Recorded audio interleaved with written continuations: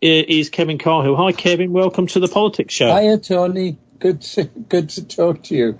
Okay, so I think we're going to have to start really by looking at some of the demos in Bristol this week. I mean, it's not just Bristol, is it? We had a spate, really. On Saturday, a massive demonstration in central London, and I think it was about 15 arrests or so there. Then what turned out to be eventually a violent demonstration, but most of the day, all afternoon, in fact, it was going on. It was only when it turned dark that the police vehicles were torched in Bristol. And one was called Kill the Bill. Now, I can remember back in 1994 going on a Kill the Bill march. This is against the Criminal Justice Act, marching up Park Lane and round Hyde Park, the police trying to use their various tactics to cause trouble within the march and demonstration. Floats coming along with the marchers with sound systems on. That was, really about trying to stop. And in fact, it's largely succeeded in stopping the 1990s rave culture and stopping free parties, amongst many other things, beginning to the process of criminalising trespass. So that Kill the Bill was on Sunday in Bristol, and it was the one that got all the headlines around the world when police vehicles torched. Even though, amazingly, we've heard just yesterday that the police lied. All the news that went all around the world about police having their bones broken was just lies. They hadn't had their bones broken. And that's only been revealed in a little tiny article yesterday. And then finally on Tuesday, well, it won't be finally, I've no doubt, there was an action where a bunch of anti-criminalising trespass protesters, many of them travellers, squatters and their friends and supporters and students, were planning, 200 of them, to spend the night in tents on College Green, all spaced out and socially distanced with their masks and things.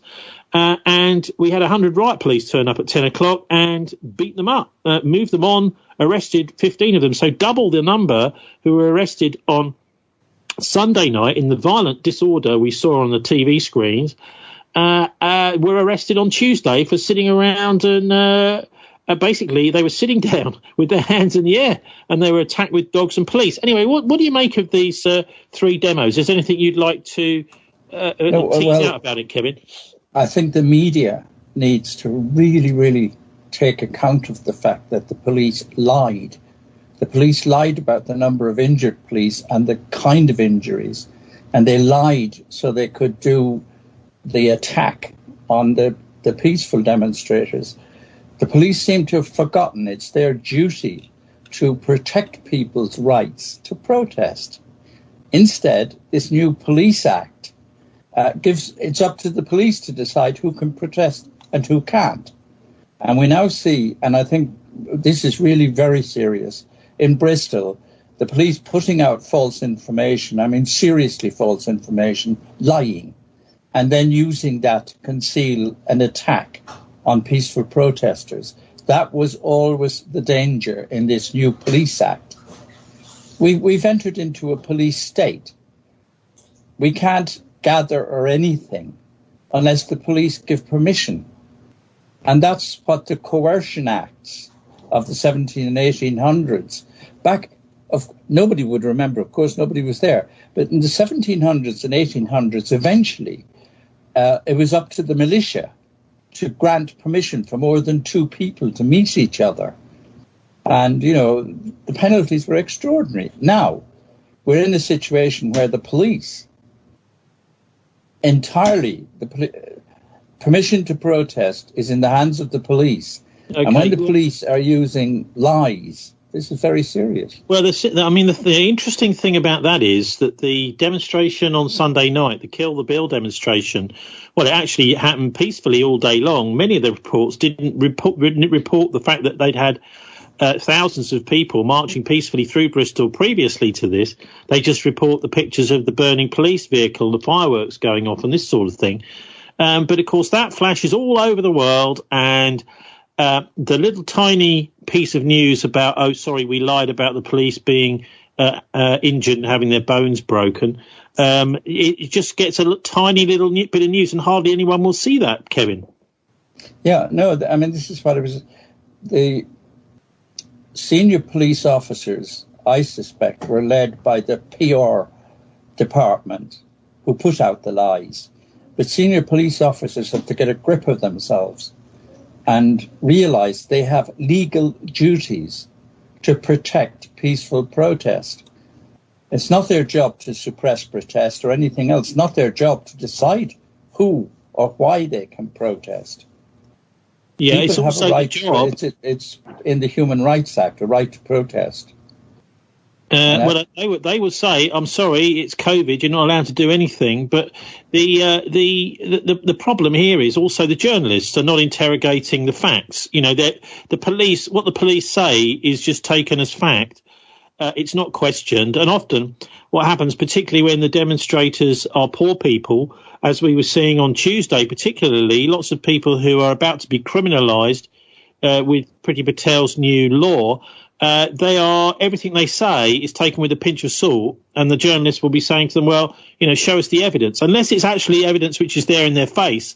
So there's a complete, shall we say, bias, massive inbuilt bias in the police, and of course many of the other government officials are not being questioned at all by journalists. I mean, the reporting of what was happening in Bristol is atrocious.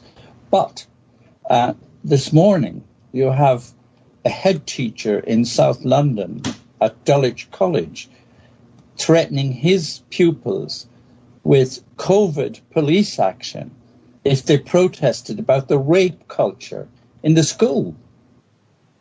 This is, you know, the head teacher is saying, if you protest about this rape culture, I'll call the police and you'll all be fined under the COVID stuff. Oh, God, right. OK, so tell us a bit more about this coercion act, because it, you know, if we're seeing what we're seeing is a throwback to, you know, centuries ago, practices which led to riots in those times.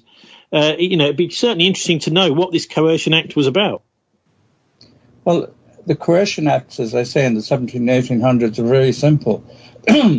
They were a way of suppressing all protest in the United Kingdom. There was no democracy anyway.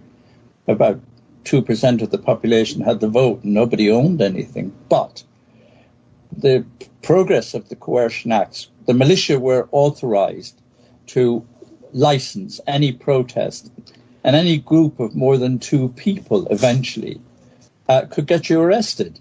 Well, it's absolutely the same under this COVID It's thing. Interesting how history repeats itself, and we'll be hearing a bit more about that in a minute from Ras Judah, who's one of the representatives of the Afro-Caribbean community in Bristol, and a Rastafarian.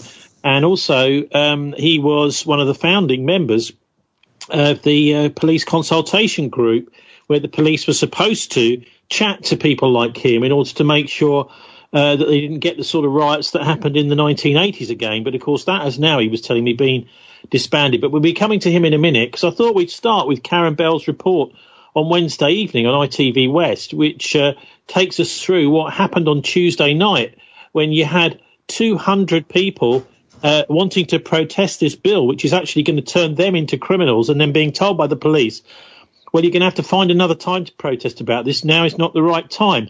Although, of course, now is the right time, because now is when the legislative programme is being decided, the committee stage for the bill, etc. They have to do this protest now, Kevin, don't they?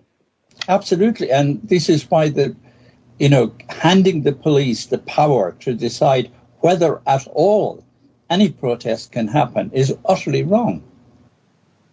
And well, it also shows us, doesn't it, that however poor these travellers might be, that they are actually following what's going on very much more closely than the police are, it seems, unless the police are just interested in beating up travellers. Anyway, let's have a listen now to the ITV report from Wednesday evening, which was explaining what happened. Really, it all kicked off about 10 p.m. on Tuesday evening when 100 riot police decided they were going to break up a little camp, which was around about 200 people camping out on College Green for the night against this criminalisation of trespass.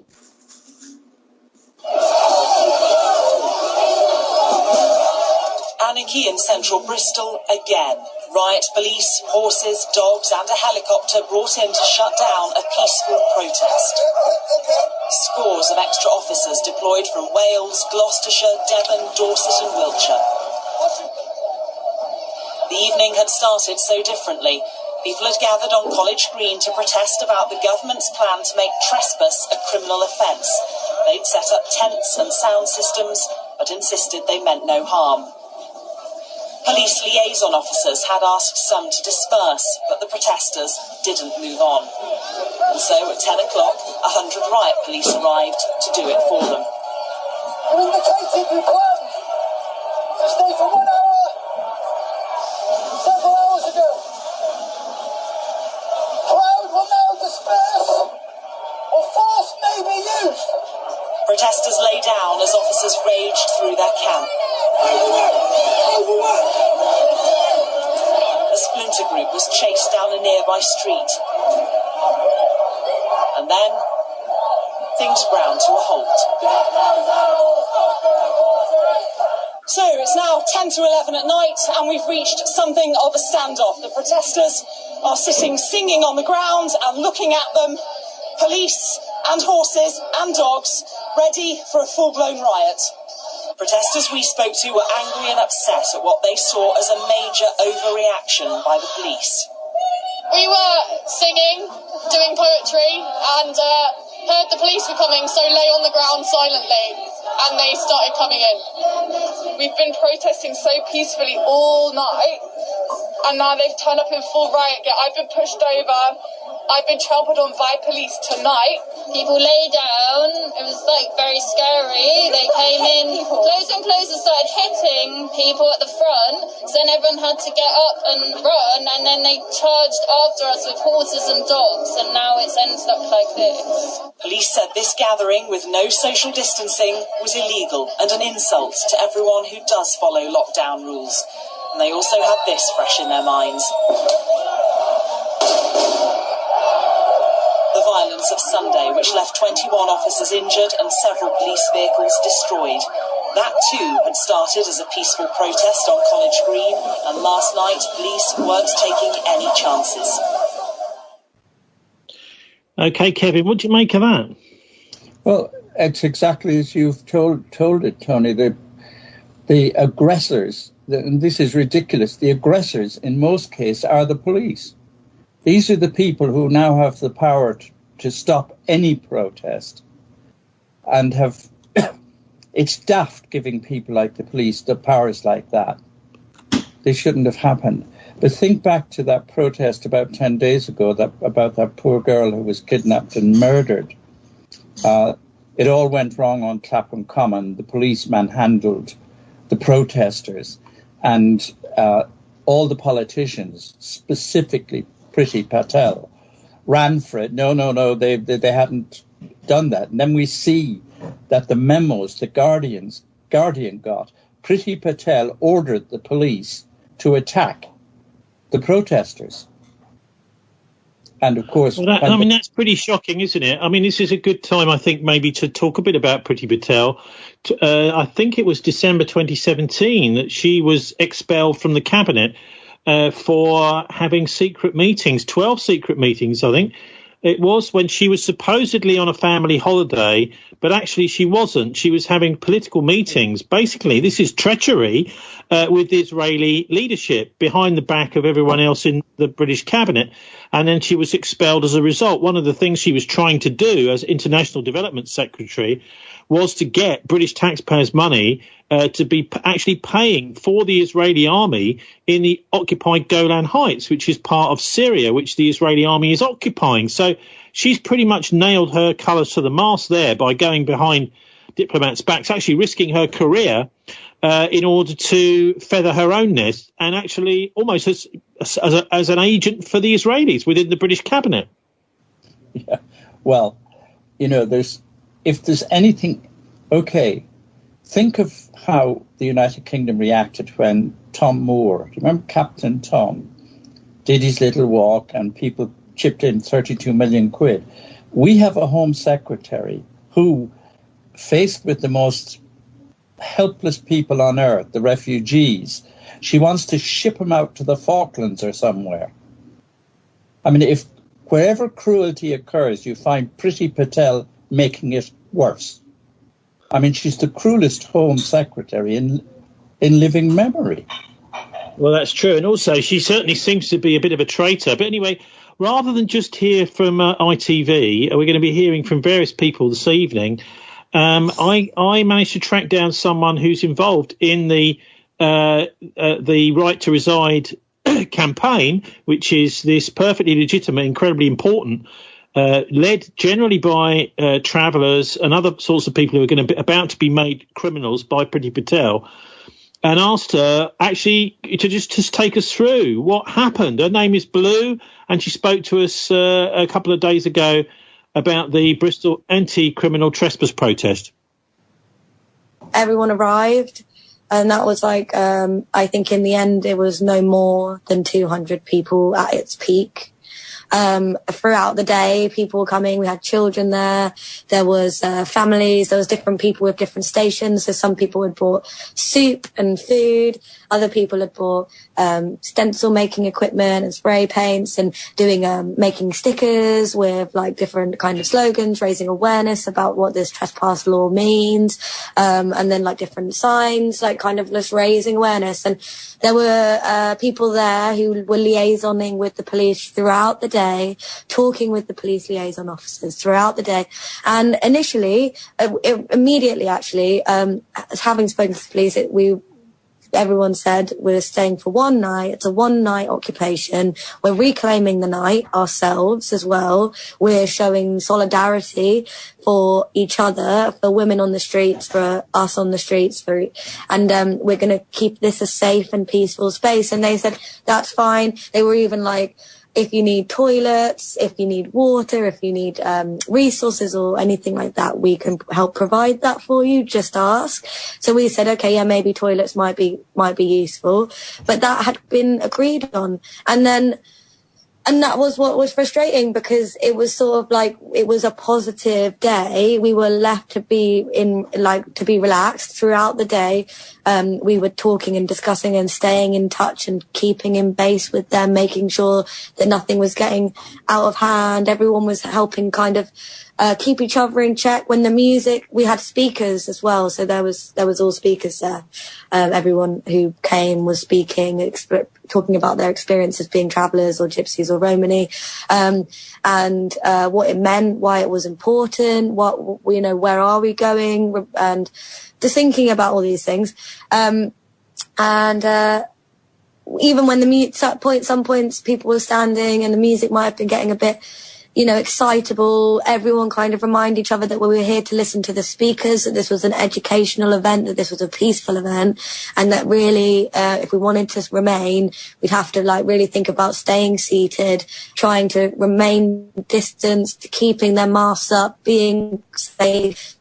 There was antibacterial hand wash around the campsite that people brought. So we put everything in place to have a peace. Told we were we had spoken just before, and the liaison officer said await two proper officers, so not the blue, in yellow, await them, and they would carry on through the night just talking with you and being in contact with the head office. So they said await two officers, so they went off, and then next thing we know, we've got 100 or so police, riot police, circling us. And I've just watched a video recently, and the guy was like, you were told you were only allowed to stay here for an hour, and that was a few hours ago, or you told us you were only going to stay here for an hour, and that was a few hours ago. Now we're going to remove you with force. We're coming. And it's no, we'd agreed with the police, whoever had agreed, or as a collective, that it was a one night and that we were allowed to stay there. We were given that permission, so we were relaxed. Everyone was relaxed, at ease, and there was a lot of people who were there who were only there for peaceful. I mean, we were all there only for peaceful things, but there were some people who, had they known that riot police were coming, they would have packed up and gone, and they wouldn't have, some people may have carried on occupying, some people would have wanted the chance to get out, and we were not provided that opportunity. We were not given a prior warning. It was like from 0 to 1,000,000 miles or 100 miles in a very short space of time, and they trampled over everyone's belongings. They didn't, without regard to there being a person in there, without regards to the vigil. They trampled across the whole vigil and just smashed it up. They came and ripped everything, like all of the banners and things like around us. They just ripped it up and flipped the table that had all this information and education for people. They just came in very aggressive very quickly and didn't give us a chance to pack up our things. So they dispersed quite a lot of people at that point. Their first kind of charge, they did manage to disperse quite a lot of people. It remained peaceful. That's when we split up. So then that's when the group split up, and half of the people went down onto Deanery Lane. And then the rest of them stayed up on top on College Green. And from there, we all got bin bags. Everyone got bin bags and started cleaning up the ground, because we were like, we're not going to leave this in a state where photographers can use this narrative that travellers are messy and dirty. So we were like talking to the police, like, please can you allow us to tidy up? Please can you allow us to pack up our things? And they just were unresponsive until they just charged us again. And they just weren't really allowing us to sort of have a way to move out without them aggressively moving us. And I think they had this assumption that we were going to be violent, and they were trying to incite some kind of violence from us with their aggression, and everyone was peaceful throughout. And there was a lot of upset people who left feeling really heartbroken at the fact that throughout all of our peace, we were still getting beaten. So there was a lot of, there was a lot of women being dragged out. They were just getting onto people's bodies and just bruising a lot of people and things like that. There was just a lot of force, excessive force, using their shields to bash people in the face. There's people with broken noses.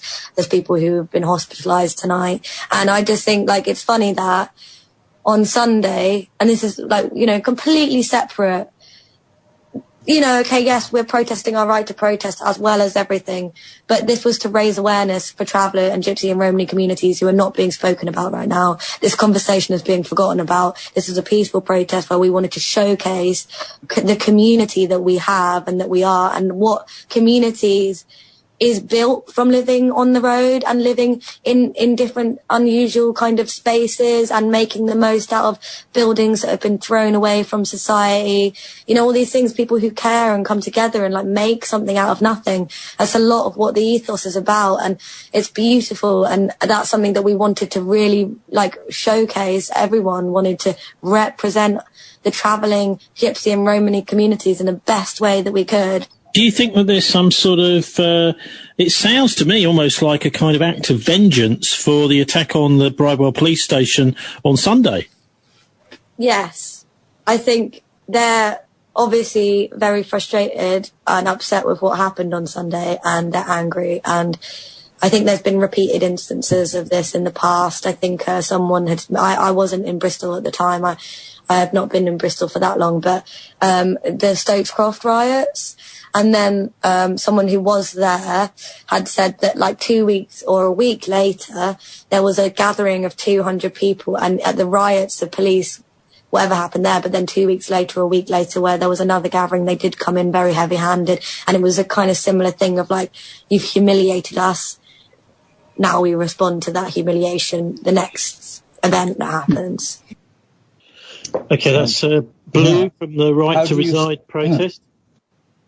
Well, Tony, how do you start a riot? You send in the police. They'll do it for you.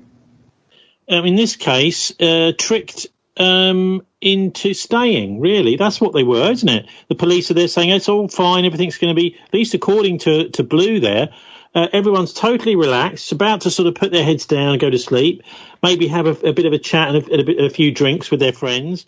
And round the corner comes 100 riot police. Yeah. How do you start a riot? You send in the riot police. Their name means what it says. Yeah, well, I've also heard on journalistic grapevines about a report. The BBC did a very, very poor report compared to the ITV one on Wednesday evening on that. Really, no proper interviews with the people who were trying to do the organising at all. And that might well be because Andrew Plant's report, he was one of the reporters for Points West on the BBC, on there was apparently, so I've heard, pulled by the editor because he had been mentioning Romani rights, and I imagine the editor said, well, there weren't actually any Romani gypsy caravans there on the site, so therefore you can't talk about Romani rights, and the report was pulled. And this, I suppose, shows us just how appalling the BBC is nowadays, with editors making sure that any report which is sympathetic to the traditional marginalised people who have these rights like travellers do,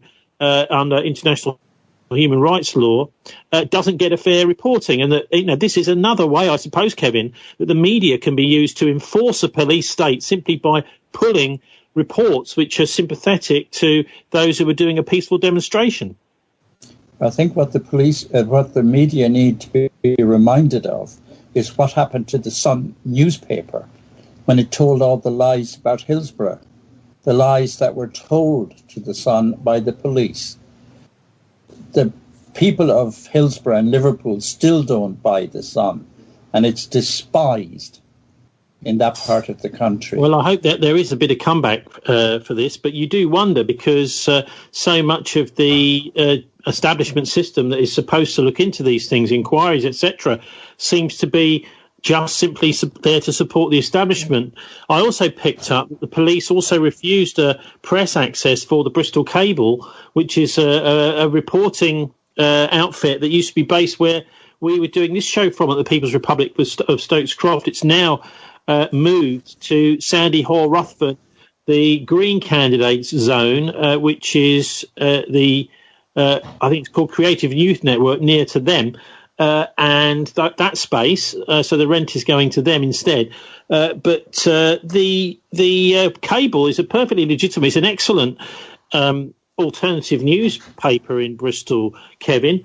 Yeah. And yet the police say, well, we're not going to give you any kind of press accreditation. So this does look as if there's a lot of deliberate manipulation of people's perception by the police. Obviously, this is all public money paying for this. Well, I mean, the key thing is the point you're making yourself, Tony. The police are stupid if they allow their PR people to tell lies. Eventually, it comes back to the police. And given the problems certainly the problems women face, and the fact that how many people in the Metropolitan Police, 600 police officers, are facing charges or allegations of rape and everything else. The police need to get a real grip of themselves. Well, there's also a kind of hidden message, isn't there, in this idea that the police may have tricked them into staying, getting them all relaxed before they came around the corner with the riot police, that they have no respect whatever for travellers, that they see them as traditional people to beat up with impunity, and that actually there is this feeling amongst some, and certainly it has been the far right over the years, that travellers are fair game to beat up any time you feel like it. Yeah. Well, this is, I mean, it's more extreme in the army. There are two things you never do to a crowd. You never box them in. You always leave people with room to get out of the way, which clearly the police on the other night didn't do. They boxed people in and charged them. And that's what you don't do. You always give people room to get out of the way. And the second thing is, you don't provoke by rushing in and beating people up. And this is where the media failed, BBC in particular, as you've shown. We've got to get pictures of policemen beating up children and women, which happened at Clapham Common. They blew it. But they blew it because the boss person, Cressida Dick, led on by the Home Secretary, had told them to do it. Well, it sounds to me, though, that we've got a whole bunch of chief constables who are either pliable idiots or anti-traveller, well, you can call it racists, but they want to ethnically cleanse travellers from Bristol. They don't actually want these people around, and they see them as kind of Untermensch. See, this is the thing. It's not the job of the police to make such decisions or to have such attitudes. The job of the police is to protect the public peace and to protect rights, the right to protest and all the rest of it. But when the police become the enemy of all forms of protest, and the other thing is the police are making an incredible mistake. The level of discontent in society at the moment is not containable by aggressive police action. The police need the consent of the community, and this is being forgotten. Well, they don't care, it seems, about this particular community, and if they think that they can get away with getting press coverage, which is artificially mixing up the violent protests from Sunday with the very peaceful protest, I would say very peaceful, face painting and singing, is not really the same as burning police vehicles, but they were trying very much to do that. And then, of course, lying about the injuries on Sunday. I'll put links up on our show page to this brilliant little bit. The Guardian actually bothered to check what was happening with these injuries. Were these police still in hospital, only to find out, oh, no, they weren't really injuries at all. So the lie is going 10 times around the world before the truth gets its boots on. But anyway, let's have a listen now to Ras Judah, who I spoke to yesterday. He's a community representative, has been for many years. He was around during the St. Paul's riots back in the 1980s, remembers all that very well. He was telling me once, just like it's yesterday. And here he is explaining to me yesterday why he thinks that actually what we're doing now is we're moving towards a police state. He was tasered 3 years ago by the police in the face for nothing. And there was a whole case about that, and these various police were reprimanded for it. And he explains to me in a longer piece, which I'll put up on our show page at thisweek.org.uk, that he's now suffering on the same side of his face where he was tasered. He's having problems with the sight in one of his eyes.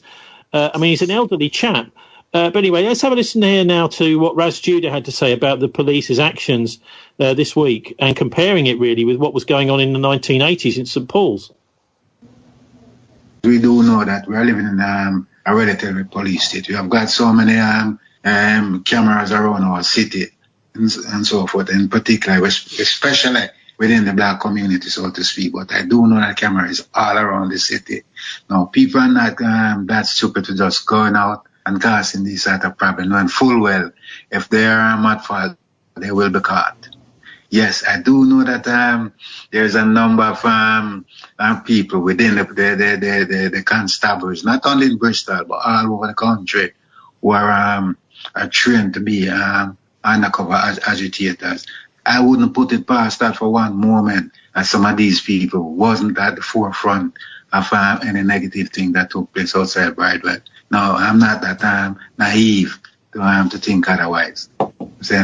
Now, the second issue with regards to the other peaceful protests, and Tuesday, was it? I think it was Tuesday. That's right, yeah. Yes, when these people were sitting down, kneeling down, and so forth, and the police have decided that they're going to use a different tactics. If your memory serves you right, in 1980, when we have the uprising in St. Paul's, the notion from the police is that they're not going to be outnumbered again in any way. They are going to plan and prepare. Now, in I think I will not quote the year, because I probably got this wrong, but in Operation Delivery, when they came back into St. Paul's, they came back not double strong, but 4 times at least strong, because you've got officers from right around the surrounding area of Avon and Somerset, so to speak, with lots of rat gear and so forth. Now, 1980 and Tuesday in March 2021. The situation happened with on Tuesday remind me similar to that, because what happened on the Sunday in the city, they claim that they were road number because they pretend, I'm not using this term lightly, they pretend that the number of vehicles that was damaged, the number of officers that was injured and so forth, and how grave their injury was. It's slowly been transparent that those stuff, there was more to it than meet the eye, so to speak. It's not actually true. Some of these people didn't get the injuries that they claimed they had. And some of these van police transit wasn't damaged as they claim. Now, they came back on Tuesday with a double reinforcement to stop another peaceful protest. Now, we know that these people weren't violent. There was squatters and so forth. They were calling out for help. They did not perpetrate the violence that some would like to pretend that that was taking place. No, the police had contributed to that 100%, because they were living people, forcing people and kicking people and setting dogs and the peaceful protesters sitting down and so forth. I do wonder if the boot was on there or the shoe was on the other foot, if the police officers, them were the one who were under immense pressure that they have to protest in some manner. I do wonder what the take would be on that. Right? Because it's impossible to blame the protest them on Tuesday. Well, he's saying it's impossible to blame these protesters on Tuesday, but that's exactly what's happened by both the mayor, etc. But one of the most, it's two really fascinating things Raz has got there. He's one of our, I see anyway, he's one of our tribal elders that's saying, hey guys, they've been doing this before. And it's this whole idea of using agent provocateurs. He's suggesting there may have been agent provocateurs in the crowd on Sunday. But he's also saying that they had a similar experience in St. Paul's, Kevin. The idea you have a riot and then there's a peaceful demonstration after the riot that the police decide they're going to weigh in. I think he called it Operation Delivery. I'm not sure of exactly the details, but what he's saying is this is exactly what they did back in the 1980s. I'll take you a step further back. It's what they did in the 1970s. During the protests against the Vietnam War. I can remember those. And that was supposed to be when our middle class, the British middle class, found out the police weren't their friends. There's loads of their kids wound up in jail. And I think for a while the police learned that you cannot operate a society by coercion. It's a lesson our government, the present government, hasn't even remotely picked up. They're trying to do everything by threats. The idea of trying to get people to go along, and persuade people.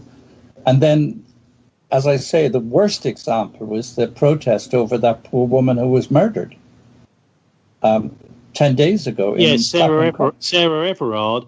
Yeah. Again, this is a police, allegedly, a police officer, a diplomatic and royal protection officer, that exposed himself allegedly in a kebab shop 3 days before Sarah Everard disappeared, and yet nothing was done about it. And many people have pointed out, well, if this indecent exposure in the kebab shop had been actually dealt with by the Metropolitan Police, in other words, what they're saying is if the Metropolitan Police was fit for purpose, if they were doing their job, he would not have had the opportunity to be involved in this alleged second offence.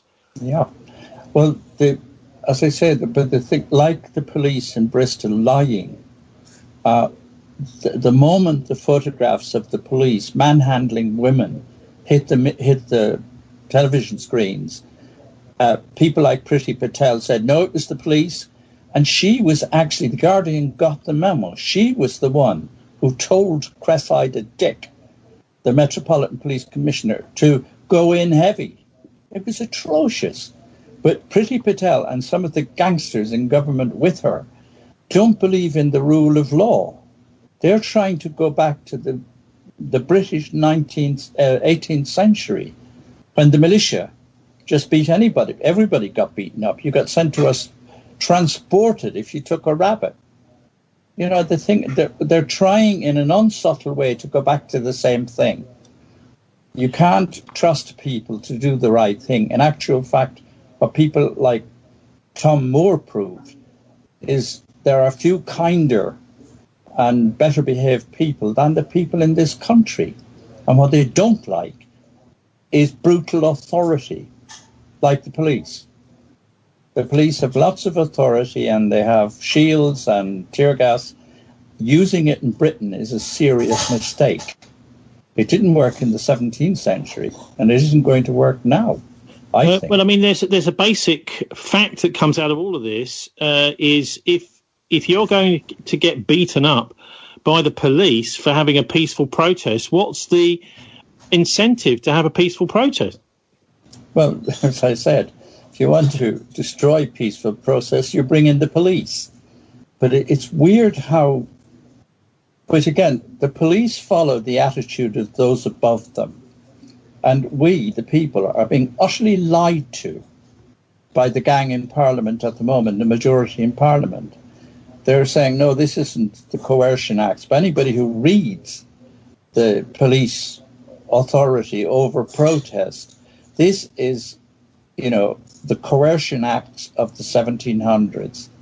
Two people gather, some policemen will come up and say it's an illegal gathering.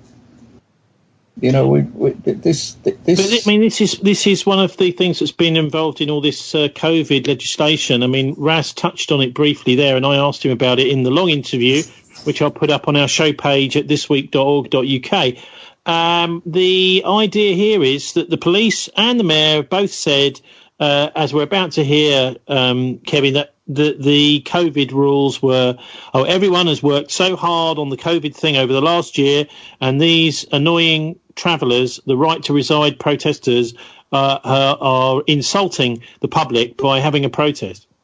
Let's have a listen now to Andy Marsh, interviewed by, who's the Chief Constable, and Marvin Rees, who were interviewed by Victoria Davis on ITV West. Nothing, you know, comparable at all on the BBC, apart from, Andrew Pallant's report being spiked. All afternoon, we had members of our neighbourhood policing team seeking to persuade those present to engage with them that they needed to disperse. They did know very clearly that we would have to take action. There were tents being put up, there was amplified music, there were glasses and bottles being passed around. It was all the makings of a rave or a party more than a protest. And so we felt we did what we had to, using the minimum of force, and we made 14 arrests. That sort of activity doesn't always look good, but what I would say is it was done professionally and it was necessary. Police tactics to disperse last night's gathering are being questioned by some, but the Mayor of Bristol said he supported the policing of the protest, especially at a time when COVID rates in the city have increased. A relief at not seeing the levels of violence that we saw on Sunday night. And also, obviously, as a mayor of the city, seeing the level of risk that I think is being put into the city by crowds gathering still in the pandemic, and so I'm relieved about that. But I have real confidence in the way Andy's gone about policing our city. Protesting is currently not allowed during lockdown, and while police say they understand people's frustrations, they say they have a duty to uphold the law. How likely is this to happen again, do you think? So there is a possibility that there will be more activity in the coming days and weeks. But I would appeal for people to try and find ways to express their unhappiness with whatever it is they're unhappy about in a way that doesn't end up with a large number of people convening that risks COVID infection or conflict and violence in public spaces. There were no injuries from last night, but with more protests planned, there is concern violent scenes could return to the streets of Bristol. Victoria Davis, ITV News. Well, I think we'll go straight now to listen to what Ras Judah had to say about that, because he's spent much of his life monitoring Andy Marsh and his predecessors as Chief Constable. And also, he's somebody that was a supporter of the Afro-Caribbean mixed-race mayor, Marvin Rees, when he was first elected 5 years ago. Of course, at the moment, Marvin Rees is an unelected mayor. He didn't have to be elected. He got a free year last May until this May, when there are elections in 2 months' time, or a month and a half. And so I just thought it'd be interesting to hear what Ras Judah had to say about what he thought about the reaction of the Chief Constable and particularly the Mayor Marvin Rees. I am very disappointed with the response from the mayor, because quite recently I saw him on the television suggesting that he's got total confidence in the constabulary. He referred to the chief constable by first name. That means they are friends. Are suggesting that they are friends. Andy Marsh, saying Andy, he's got total confidence in him, right, to address all these matters. Now, that sent a signal out to most people in our city. And I said, I am very disappointed to have to come publicly and speak about the mayor and the way in which he's conducting his responsibility. Yes, because I'm one of them who had supported him initially to become the mayor. But over the past year or so, I'm getting more and more disappointed, because you are not able to make a public statement from someone like myself, Judah, who was tasered, who was almost murdered by Edmund Somerset Constabulary. Right? You are not happy to make a public statement about him back then. However, in 2021, you are happy to come out and make public statement to suggest that you have total confidence within the constabulary, who every day they are coming out and conducting illegal activity, in particular to the Afro-Caribbean community. Now that is saying a hell of a lot. Now I said in particular the Afro-Caribbean community, because I do know for a fact that some of these things do take place in less affluent white community as well, because I work in them and I've seen they on the work of the constabulary, so to speak. So I'm much more disappointed with Marvin, to be actual fact. Yes, he may see to look on this the way he see fit, but you need to take some time out and examine the way in which he's delivering his responsibility. Yeah, I mean, you've made a comparison with the situation in the 1980s with the police coming into St Paul's. It's almost as if we're in a situation where Marvin, if he was a mayor, would have been patting the chief constable on the back then. Well, from the evidence today that he himself was pushing out, you'll be find it difficult to arrive at any other conclusion.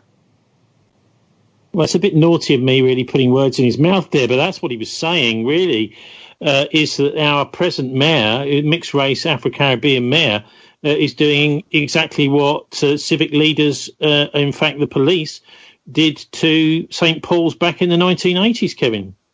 Yeah. I think it's cyclical. Periodically, you get an authoritarian government. The United Kingdom is not an authoritarian country, and you get an authoritarian government, and the police are the fastest to, pick up on this and become themselves authoritarian. They forget that their job is to protect everybody's rights, not just a crowd in office or a crowd with a majority in Parliament. And I think that, again, there'll be after the photographs in Clapham Common, I think the police in London anyway have started to wake up. They got caught out. The Guardian got the memo from Priti Patel telling the head of the police to get tough with the protesters. But in public, remember this, Priti Patel in public lacerated the police. and overlooked the fact. Presumably she assumed nobody would get the memo, but the Guardian got it. Well done to the Guardian. But the Guardian have also got. The Guardian have done a superb job here, and I don't often say that these days. I used to love the Guardian, but, it's gone downhill. But, I mean, to actually get hold of this information from the police as well, that they were lying about the injuries to officers on Sunday to the whole world. And, of course, this does break down trust in the police. People generally start thinking, oh, well, if you can't trust them to do that, can you trust them to investigate a crime if you're reporting? We know already that the police are refusing to even investigate serious organised crime in Bristol, particularly through council corruption, selling off of land at Temple Island and places like that, which has been not gone through the proper processes. Police won't investigate, won't make arrests, as they have done in Liverpool, by the way, this week. But I thought we'd finish off with a couple of clips from Blue at Right to Reside.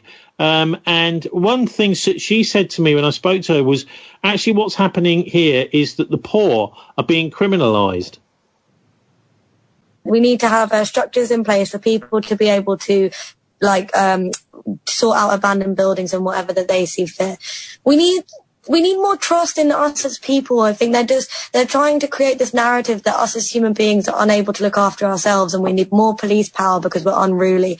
And when you do that, you force people to get angry and feel frustrated and maybe act unruly because they're being told that that's all that they are. And it's just these weird kind of childish the kind of narratives that are being forced upon people, when actually we just want to be respected, understood, accepted in whatever way. And I think that's all people are asking for, is a bit of respect, and not to be told, well, if you don't live in a house or you don't live in this specific way, you don't deserve to be here.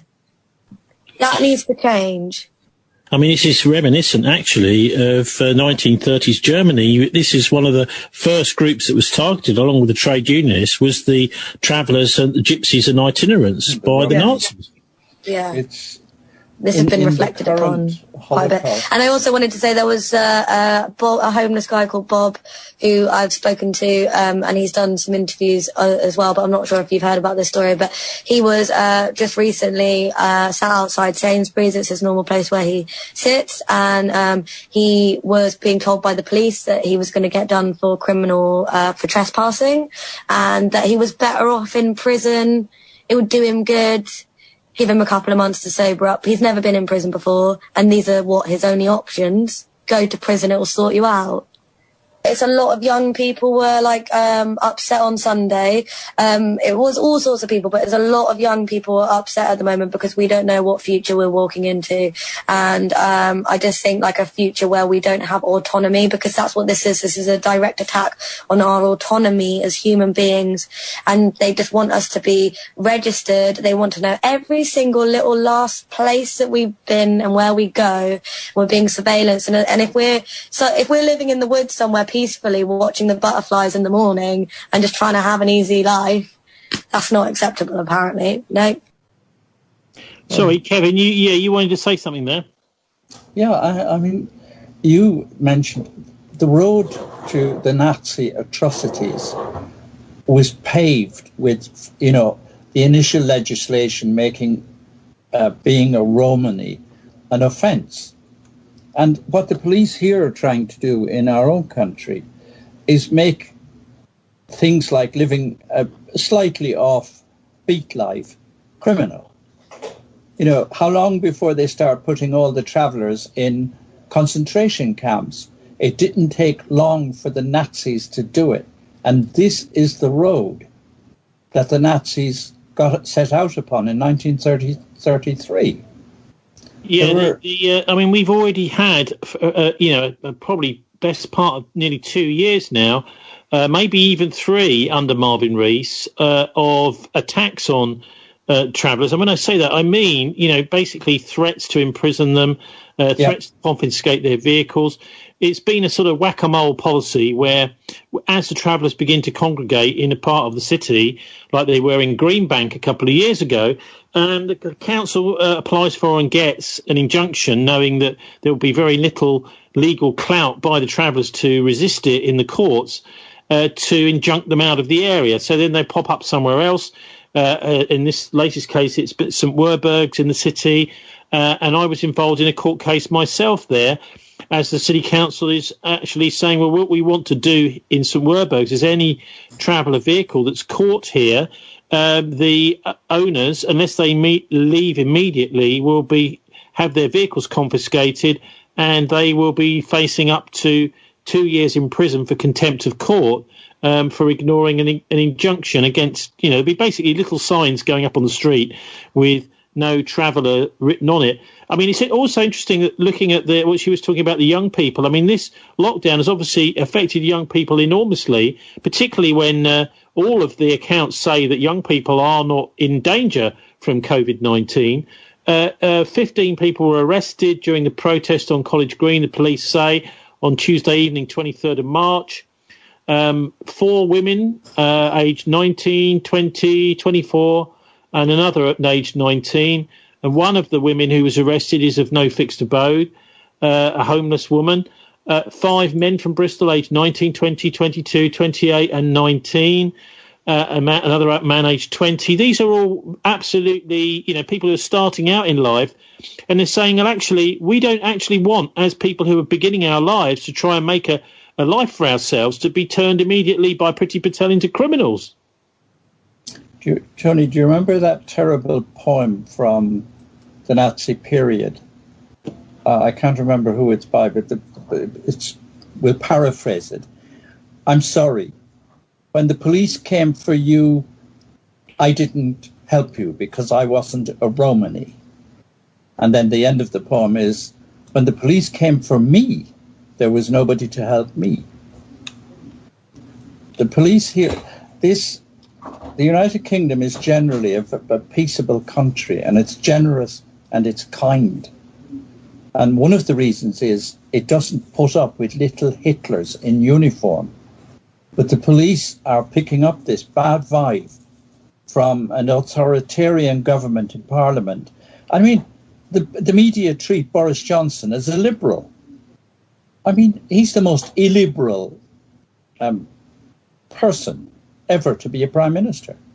I mean, he's a perfect throwback to the 1800s.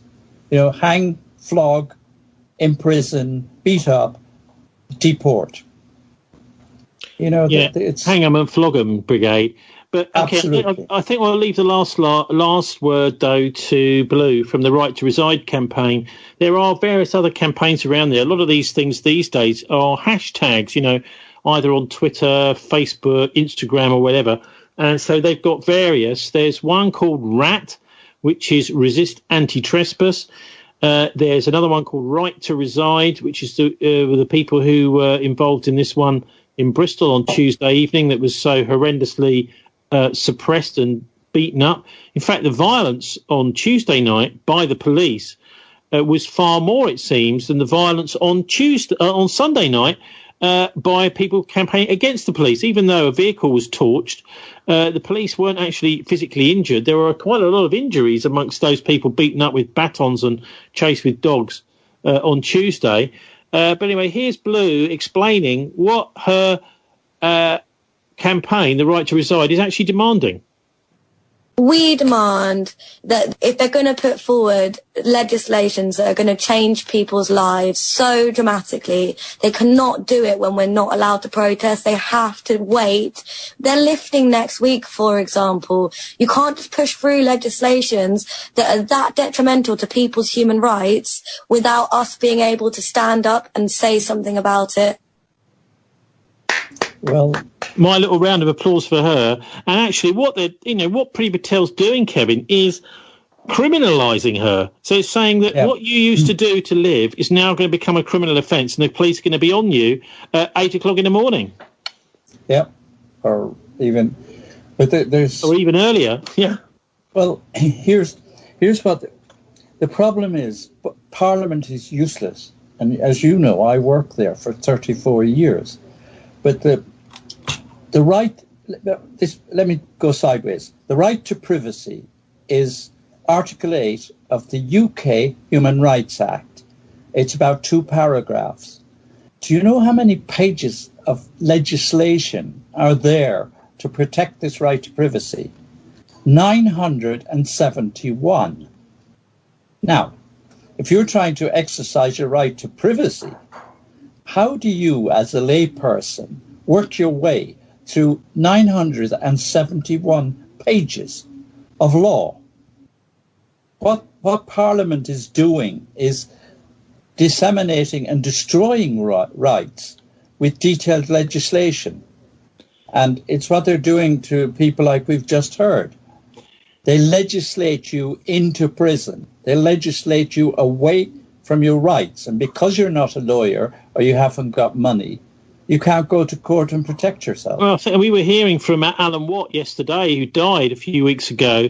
The guy that did it, he did a regular broadcast called Cutting Through the Matrix.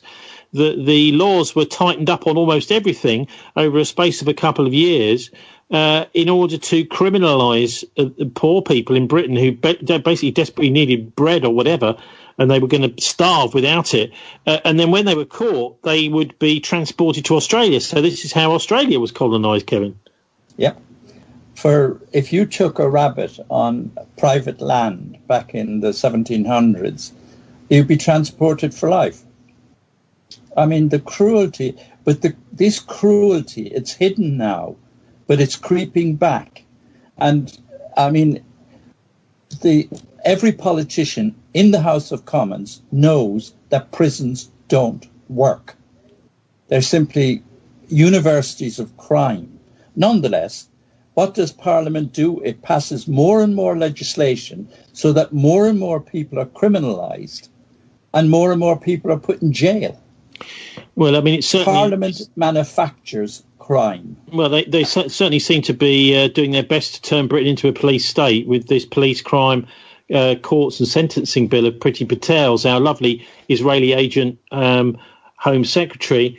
Anyway, I thought we'd have a look also this week at the two of the candidates for Mayor of Bristol, both of whom are part of this organisation called Common Purpose, which was investigated by Brian Gerrish a few years ago down in Plymouth, who does the UK column every week, although he doesn't really talk about Common Purpose very much on there these days. But it's obviously quite clear that he's one of the world's expert on this organisation. He's had people from all over the country, even ex-Common Purpose graduates who rather don't decide they don't like the organisation, coming to him and talking to him about it. So I asked him, what is Common Purpose, and should we be concerned that both Marvin Rees, who's the Labour candidate and the incumbent mayor in Bristol, and Sandy Hoare-Ruthven, who joined the Green Party only shortly before he was made their candidate for mayor in last year's election, should we be concerned that what this organisation Common Purpose is really up to? Common Purpose as a charity overwhelmingly operated in the grey interface between quangos and business communities. So again, I'll go back to when I really started to get a feel for how this organisation was working. And in those days, we had some really amazing quangos. We had the South West of England Regional Development Agency. We had the government of the South West. And they were handing out grant money like confetti, mainly coming from the European Union, and a whole load of things were feeding off that. I knew quite a lot about this because I spent some time on the board of Plymouth Chamber of Commerce, so I could see some of this happening around me. And Common Purpose got itself in the middle of this cesspit of funding money that was being used to fund more of these strange little charities and quango-y type organisations. And when you said, well, what are these people doing? The minimum they seem to be doing is interfering with normal life. Wherever things were stable, you saw a sudden build-up of common purpose activity and these other little charity type things, social companies sometimes linked into the South West of England Regional Development Agency or the Government Office South West.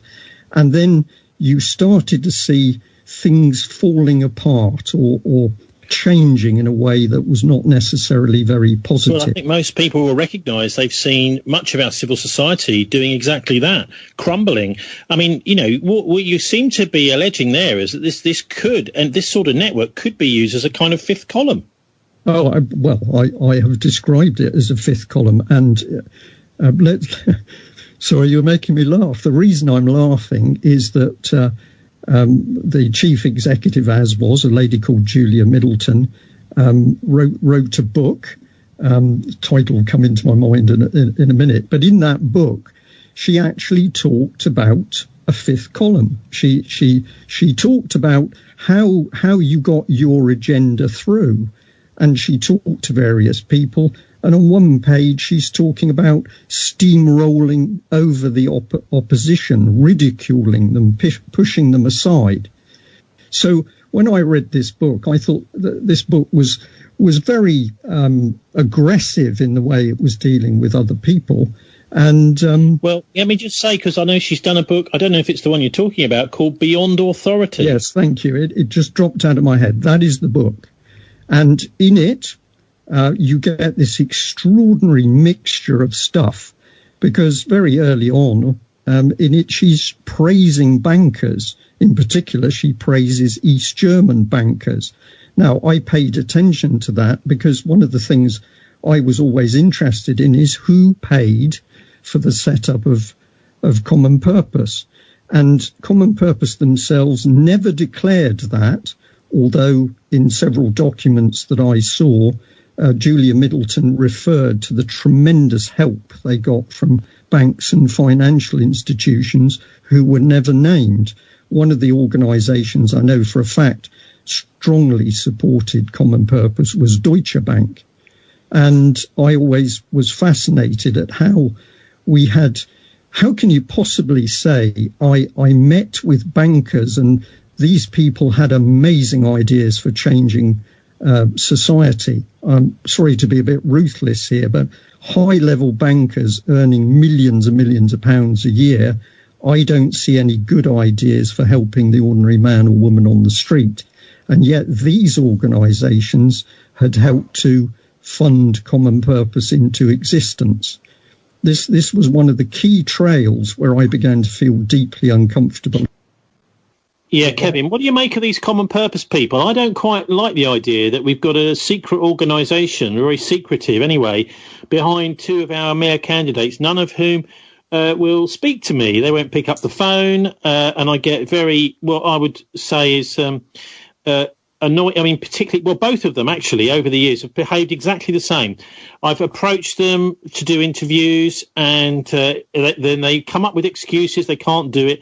Then eventually Marvin Rees said he would do one. And then that morning he sent me a text saying I can't do it, or one of his minions did.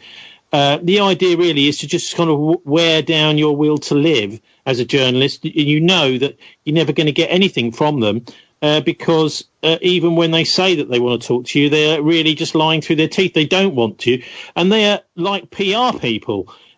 This is politicians I'm talking about, incredibly, like PR people. They're saying, well, we will pick and choose who we speak to, and if we're going to get asked any difficult questions, we're not going to speak to them. No, the years ago, Common Purpose approached me. Do you remember when I wrote the first book about who owns Britain? And it was weird. I could never find out who they were. You know, who's financing this? That's the first question I would always ask. Where's the money coming from? And when they found, I was a bit dissident that on the one hand, I believe in people's right to own property. And on the other hand, I believe in dissolving the monopoly that makes land in Britain so expensive. Gradually, I wasn't very popular anymore. I just never heard from them again. But like you, I never found out where the money was coming from. It's critical. Yeah, well, Brian has tracked it down to the banking system. I think we've really got to have some sort of a little, I mean, I'll put it up on our show page at thisweek.org.uk, okay. A link to the full interview here, because Brian has done a hell of a lot of work on these people and he's got some fascinating things to say. And we've got, because very few people, many people have just not even heard of it. Others just think it's something totally innocent. Quite obviously, it's not. It is a network of power. And one of the things he told me when I spoke to him yesterday, which I was quite surprised about, that he's actually had Freemasons coming to him and warning him about common purpose. So let's hear that now. I started to be contacted by people who would openly declare to me they were Freemasons. That why did they want to talk to me? They wanted to talk to me because they had discovered common purpose operating in their area. And they said, we're having big problems, because you could look at it in a sort of fairly black and white way and say it was like a turf war going on. The common purpose was beginning to override some of the Masonic networks, and the Freemasons were getting upset. But if you take their information as being useful information, which it certainly was, they were telling me that common purpose was a lot more powerful and dangerous than I thought it was. And I well remember having a very long conversation with a man who was a pretty senior Freemason in Scotland. And he said to me, Brian, this organisation is virtually controlling the Scottish establishment. He told me some amazing information, and it was clear that he'd been doing a lot of research. Now, something I want to add into this is he was one of the people, but there's been many other. I started to be contacted by people who were trained in psychology, and what they said to me is, Brian, do you understand that common purpose, when it's doing its training, is reframing people? I didn't understand what they meant. One man produced me a little analytical video clip showing some of the common purpose training. And he said what they're doing is using very, very sophisticated applied psychology in order to get their ideas through into their graduates. Well, that's interesting as well, isn't it? Applied psychology. I love the way he puts it, that it's like a turf war, the Masons and the common purpose, Kevin. Yeah, well, let's bring the problem home to roost in Bristol. The first thing is, do you remember the banking crisis in 2008 that virtually destroyed our economy? People in jail for offences that brought down the economy, 6. And they're in jail because one single police commissioner forced the police to go back and investigate the crime. That was Tony Stansfeld in Thames Valley. Now, he has said in his speeches that there was huge fraud in Bristol during the banking crisis. You know, this thing of taking over companies and breaking them up or imposing. Well, I mean, that fraud, I think it's fair to say, is still going on. We had an interview with a former policeman from Devon and Cornwall Police a few weeks ago, Kevin, explaining how they've got complete impunity. What they were doing was this thing called bait and switch, where you're told that here's a much better deal. You won't have to pay so much interest on a loan you've got, whether you're a business person, a farmer, or whatever.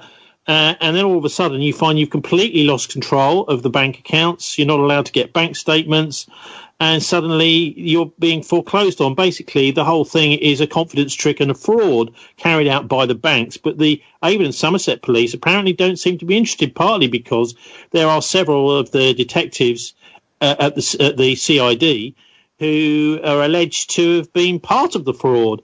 I mean, this wouldn't be the first time we've seen the police involved in crime. I mean, the police in Reading had walked away from the investigation. Nobody had been prosecuted, nothing. But it took the entire effort of Tony Stansfeld to get these people before the courts. And out of the thousands of bankers or people in the banking system who committed fraud during the crisis, 6 wound up in jail. No senior banker was ever prosecuted for wrecking the British economy. Tony Stansfeld has several times, he did a talk in Parliament or in Westminster Hall, he has talked about extensive fraud, banking fraud in Bristol. So why has nothing happened? Well, that's a good question. I think it's probably because the police have decided not to investigate. In fact, this came up with the Sue Mount Stevens was questioned about this and has been several times, who's the police and crime commissioner. But then she is married into the local establishment through Business West, which is another part of the common purpose theme. One of the things I pointed out was that the Common Purpose Southwest headquarters was literally right next door, and I'm not kidding, a stone's throw away from the headquarters of Business West. I mean, it does look like with this common purpose thing, I mean, what we've got is leadership positions being targeted by them. So the idea is we will get our person into various leadership positions. Now we're talking about media managers and editors. We're talking about chief constables. We're talking about mayors. We're talking about fire chiefs and other business leaders. And, of course, it shouldn't come as any surprise that this is a form of privatisation, that these people are working for private interests in concert.